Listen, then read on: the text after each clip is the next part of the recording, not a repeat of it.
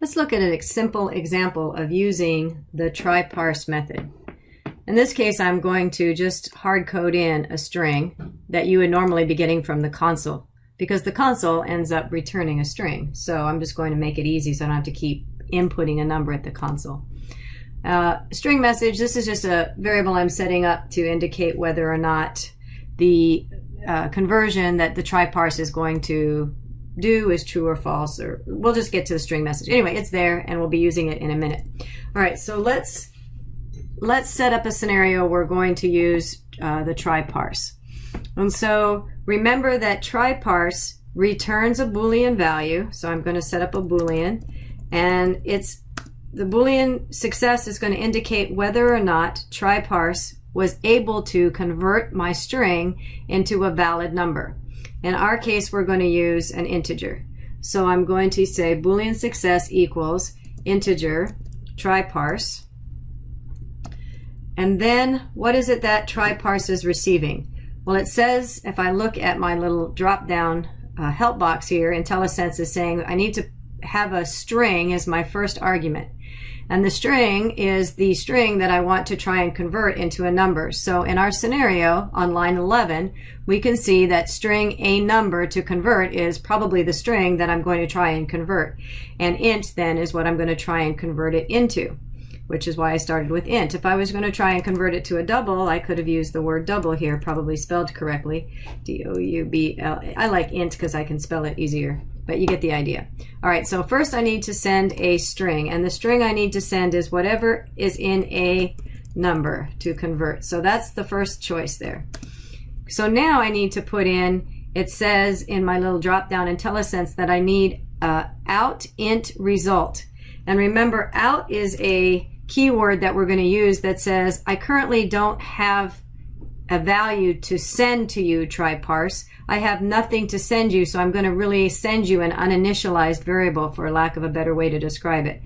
And so remember here, I have a number, I have a string in this variable that I'm sending.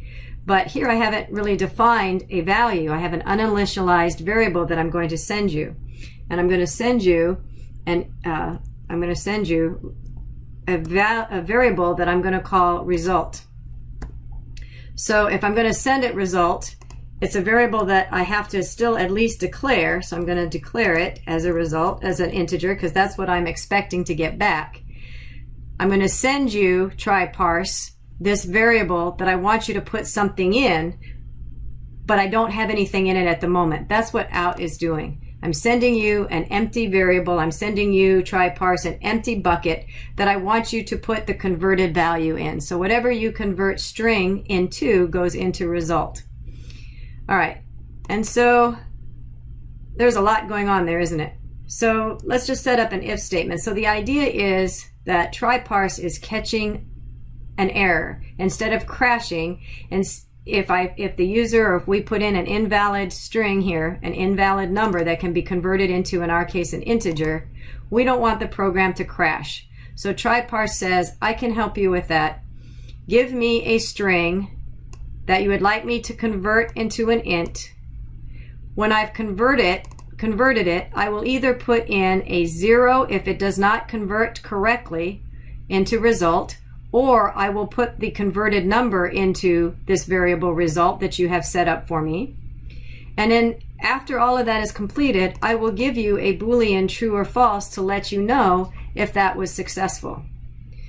Okay, so let's give that a try. So let's set up an if statement to test whether or not that was done successfully. So I'm going to say if success is equal to, I have to do two equals because I'm doing a comparison, to true, then here's where my message comes in. I'm going to say message is equal to yay, or else.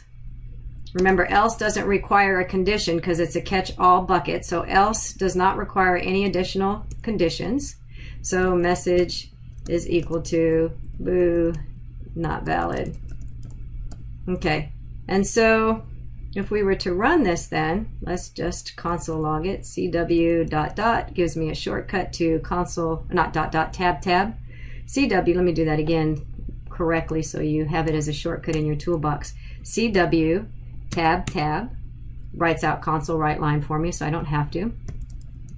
And console log message. So now let's see what happens. Let's console cw dot tab. Why do I keep saying dot dot? Let's console log success also. And let's also console cw tab. Let's also console write result. Can't type and talk at the same time. Okay, let's see what happens when we run this. So right now we have a good conversion. So we know that this should convert correctly. So let's just run it and see what we get as our output. And there we go. All right, so let's analyze what we've got here. So Tryparse received a value, a string. It received the string of 100. It realized, or after it made the test said, yes, I can cleanly convert the string 100 into an integer.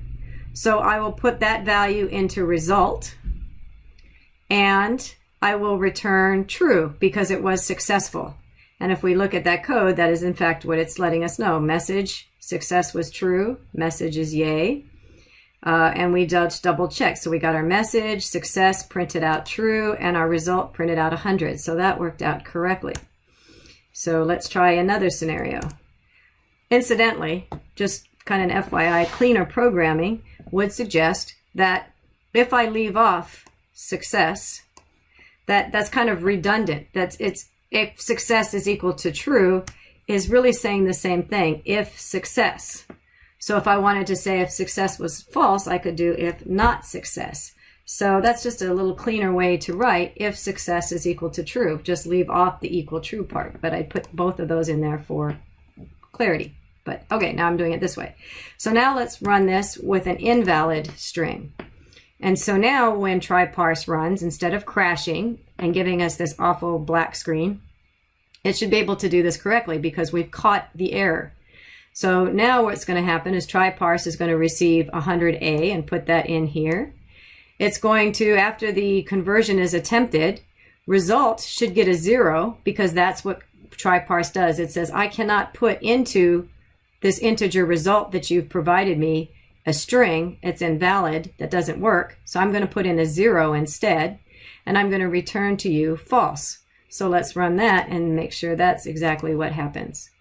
And so sure enough, I get the error message, boo, not valid, because it was false. My success is false, and my result is 0. So now after I'm done with Tryparse, then the advantage to this Tryparse method is that I have the ability to catch an incorrectly typed in keyboard input, and instead of my program crashing, I can now continue on graciously without,